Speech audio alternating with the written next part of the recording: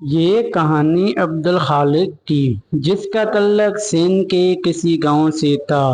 عبدالخالق انتہائی غریب شخص تھا، لیکن وہ کسی کا مخروص نہیں تھا۔ اپنی محنت مشقت کرتا تھا، اپنی مزدوری کرتا تھا اور اپنی بیوی بچوں کا پیٹ پالتا تھا۔ 5 وقت کا نمازی اور انتہائی معزز انسان تھا۔ اس کے بارے میں لوگ گواہی دیتے ہیں کہ آج تک کسی نے اس کو جھوٹ بولتے ہوئے نہیں دیکھا تھا۔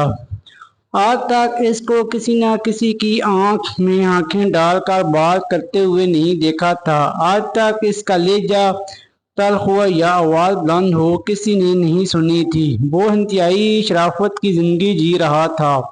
اس کی شادی بھی ایک ایسے گھرانے میں ہوئی تھی جس کا تعلق لوور مڈل کلاس سے تھا، جو مشکل سے 2 وقت کی روٹی کمایا کرتی تھی۔ اس کی بیوی بھی اسی کی طرح انتہائی دیندار تھی، نیک اور پرہیزگار تھی۔ جب وہ 19 سے ہوئی تو تب بھی اس کا کچھ مسائل بن گئے۔ ڈاکٹر نے اس کے علاج معالجہ کیا اور کہا کہ جیسے تیسے آپ ایک بار تو اولاد کو جنم دے لیں گے، لیکن اس کے بعد کبھی آپ اولاد کو پیدا نہیں کر سکیں گی۔ دونوں میاں بیوی کے لیے گویا بزرگ یہ صدمہ تھا، لیکن عبدالخالق نے اپنی بیوی کو تسلی دی کہ اگر ہم نے اچھی طرح سے پرورش کر لی تو ہمیں ہماری ایک ہی بیٹی کافی ہے۔ عبدالخالق کی بیوی کے آنسو آ گئے تھے۔ شاید اسے اندازہ تھا کہ بیٹی کی پرورش کتنی مشکل ہوتی ہے، یا پھر اسے پتا تھا کہ بیٹیوں کی طرح سے کتنے بڑے بڑے دکھ ملتے ہیں، لیکن وہ خود بہت مطمئن تھا اور اس سے اپنی بیٹی پیدا ہونے کی بہت خوشی تھی۔ اس نے بیٹی کی پیدا ہونے کی خوشی میں پورے گاؤں میں دعوت رکھی تھی۔ پورے گاؤں کو بلایا گیا تھا، گویا کہ گاؤں کے نواب ٹاپ لوگ تو نہیں آئے تھے، لیکن اس طرح کے مڈل کلاس سارے لوگ شامل ہوئے تھے۔ عبدالخالق کو لوگوں نے بہت روکا تھا کہ بیٹی کی پیدا ہونے پر ایسی خوشی نہیں منائی جاتی، جہاں تک کہ اس کے بہن بھائیوں اور والدین نے بھی روکا تھا۔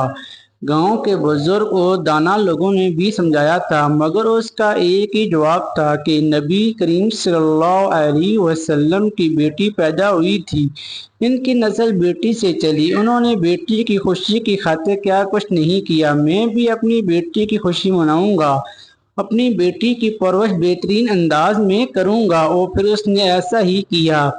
دونوں میاں بھی جب بھی بیٹی کو اٹھانے سے پہلے باوضو رہنے کی کوشش کرتے، کلمہ طیبہ اور کلمہ شہادت کا وعد کرتے اور بیٹی کو ہاتھ لگاتے۔ انہوں نے اپنی بیٹی کا نام الفت رکھا تھا، کیونکہ وہ دونوں ہی بیٹی سے انتہائی محبت کرتے تھے۔ اس کو چاہیے تھا کہ اسی بنیاد پر اس کو الفت کا نام دیا گیا تھا۔ الفت کی پرورش بھی کسی قسم کی کوئی کمی نہیں چھوڑی گئی تھی۔ خاص طور پر اس کو دینی تعلیم دینے کے لیے ان دونوں میاں بیوی نے ایک عالم دین کا انتخاب کیا، مگر بعد میں دونوں نے فیصلہ کیا کہ اس کو کسی مرد کے بجائے کسی خاتون عالم دین سے تعلیم دلواتے ہیں۔ اور پھر اس کام کے لیے انہوں نے اپنے گاؤں سے 5-6 کلومیٹر دور ایک خاتون کو انتخاب کیا، جس کے گھر میں وہ اپنی بچی کو لے کر جاتے اور خاتون ان کی بیٹی کو اسلامی تعلیم دیتی اور پڑھاتی لکھاتی، اسلام کے متعلق بتاتی، اور بدلے میں عبدالخالق کی بیوی ان کے گھر کے کام کیا کرتی تھی۔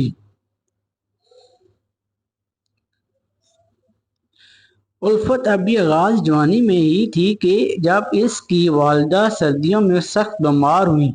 اس کو ڈبل نمونیا ہوا، جس کی وجہ سے اس کے پھیپھڑے متاثر ہوئے اور پھر وہ بچ نہ سکی، انتقال کر گئیں۔ اب عبدالخالق کے لیے یہ مشکل ہو گیا کہ اگر وہ اپنی بیٹی کو گھر چھوڑ کر جاتا ہے تو بیٹی کی دیکھ بھال کرنے والا کوئی بھی نہیں ہوتا تھا۔ اگر وہ خود گھر بیٹھے رہنے والا کوئی وسیلہ نہیں رہتا تھا۔ آخر کار دونوں باپ بیٹی نے فیصلہ کیا کہ وہ گاؤں چھوڑ دیتے ہیں، سکھر شہر میں چلے جاتے ہیں۔ وہاں الفت اپنی والد کو کھانا اور چاول وغیرہ بنا کر دیا کرے گی، اور جو اس کی والد اپنے گھر کے باہر بیٹھ کر بیچا کرے گا۔ اس طرح جو بھی آمدنی ہوا کرے گی اس سے چلو گھر کا سرکل چلتا رہے گا۔ گویا کہ ان کو یہ خطرہ تھا کہ کہیں ایسا نہ ہو کہ لوگ اس کی آمدنی سے فقط گھر کا کرایہ بھی ادا نہ کر سکیں، مگر ان کی قسمت نے ان کا ساتھ دیا۔ ان کو ایک بڑی کوٹھی میں مفت جگہ مل گئی۔ اس کے بدلے میں عبد الخالق کو کوٹھی کے کچھ کام کرنے ہوتے تھے۔ اس کے بعد وہ فارغ ہوتا تھا، وہ باہر اپنا کام کرتا تھا۔ اس نے اپنی چاول و کھانے کی ریڑھی لگا لی، جس سے اللہ تعالیٰ نے اس کو اتنی برکت دی کہ وہ اپنی بیٹی کو پڑھانے لکھانے لگا، یہاں تک کہ اس کی بیٹی پڑھ لکھ کر جوان ہو گئی۔ اس نے اپنی بیٹی کی تعلیم کے لیے کراچی کی بہترین یونیورسٹی کا انتخاب کیا، مگر وہاں بھی وہ اپنی بیٹی کو اکیلا نہیں چھوڑنا چاہتا تھا۔ اس لیے اس نے فیصلہ کیا کہ وہ اب اپنی بیٹی کے ساتھ کراچی منتقل ہو جائے گا تاکہ وہاں بھی اپنی بیٹی کا خیال رکھ سکے۔ آسان لفظوں میں جو میں اب کہہ سکتا ہوں کہ وہ اپنی بیٹی کا سایہ بن کر رہا تھا۔ کراچی میں بھی وہ اپنی بیٹی کی یونیورسٹی کے باہر ریڑھی لگایا کرتا تھا۔ الفت بھی انتہائی ذہین لڑکی تھی۔ اس کی تعلیم تقریباً اسکالرشپ پر چل رہی ہے۔ اسی کی تعلیم کے اخراجات کم ہی تھے، مگر اپنے باپ کی مکمل توجہ اور بہترین تربیت کے باوجود وہ یونیورسٹی کے اندر ایک لڑکے کی محبت میں گرفتار ہوئی۔ وہ لڑکا سندھ کے کسی وڈیرے کا بیٹا تھا جو انتہائی بگڑا ہوا تھا۔ وہ صرف الفت کے جسم سے کھیلنا چاہتا تھا، اسی نکاح سے کوئی سروکار نہیں تھا۔ الفت کے بدلتے ہوئے چال ڈھال اور اندازہ دیکھ کر اس کے باپ کو اندازہ ہو گیا کہ اس کی بیٹی کسی غلط راستے کا انتخاب کر رہی ہے۔ اس نے اپنی بیٹی کو سمجھایا، مگر تب تک اس کی بیٹی اس کے ہاتھ سے نکل جا چکی تھی، کیونکہ اس وڈیرے نے اس کو یہ شے دے رکھی تھی کہ اگر کوئی تمہارا باپ بھی تم کو مجھ سے جدا کرنے کی کوشش کرے گا تو میں اس سے ٹکر جاؤں گا، بلکہ اس کو کچل کر رکھ دوں گا۔ اور ایک نامحرم کی محبت میں اندھی الفت یہ نہ سمجھ پا رہی تھی کہ وہ اپنے باپ کی موت کا سماع کر رہی ہے۔ وہ دنیاوی لذت میں کھو کر رہ گئی تھی۔ اس نے اپنے والدین کی پرورش کو پس ہی پش ڈال دیا تھا۔ اس نے اپنے والد کی محنت پر پانی پھیر دیا تھا اور اس نامحرم کی محبت میں اپنے والد کو چھوڑنے پر راضی ہو گئی تھی۔ جب اس کے والد نے اس کے ساتھ سختی سے پیش آنا شروع کیا تو تب تک کھیل ہاتھ سے نکل جا چکا تھا۔ الفت اپنے محبوب کے ساتھ ہوٹلوں میں جا کے راتیں رنگین کر چکی تھی، بلکہ اب تو اس کا محبوب کھلے عام اس کو گھر چھوڑنے اور گھر سے لینے بھی آ جایا کرتا تھا۔ جب اس کے باپ نے یہ حالت دیکھا تو اس نے اپنی بیٹی کو تعلیم پر پابندی لگا دی۔ جب الفت کو کوئی صورت نظر آئے تو اس نے اپنے محبوب کے کہنے پر اپنے باپ کو زہر دے دیا۔ اس کے باپ کو بیٹی کے اعمال دیکھتے ہوئے بھی اتنا یقین تھا کہ اس کی بیٹی کبھی اس کو زہر نہیں دے سکتی، اس کو جان سے نہیں مار سکتی۔ اسی یقین کا فائدہ اٹھاتے ہوئے اس نے باپ کو زہر دے دیا۔ اس کے باپ 10 سے 15 منٹ میں تڑپ تڑپ کر مر گیا۔ باپ کی موت کے بعد اس نے اپنے محبوب کو اپنے گھر بلایا۔ اس کے باپ کی حالت بہت درست کی گئی،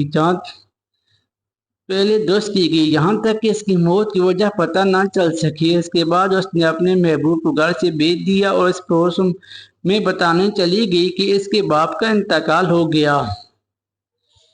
عبد الخالق کا اس پڑوس کے لوگوں کے ساتھ انتہائی اچھا رویہ تھا۔ جس نے اس کی موت کی خبر سنی دوڑتا چلا آیا۔ مرد و خواتین کا ہجوم گھر میں آ گیا۔ لوگ اس کی حالت دیکھ کر کوئی اشک اظہار کرنے لگے، مگر کسی کا دھیان بھی الفت کی طرف نہیں جا رہا تھا۔